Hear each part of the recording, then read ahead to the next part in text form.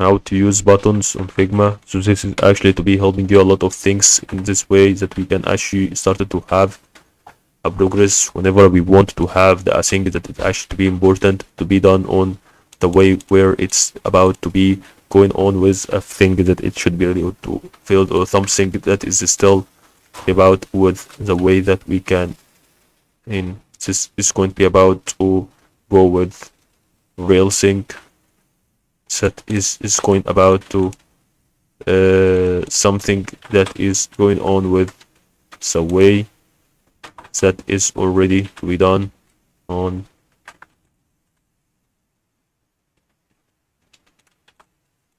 on on this way that is going on with that is already to be done with the buttons.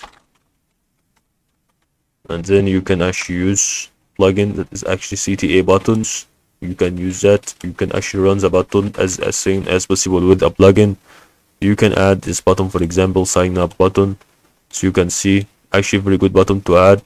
You can remove all of these and then set also its name and drag the button to make it a solo button. So that is actually all about if you would like to add a certain usage of the button.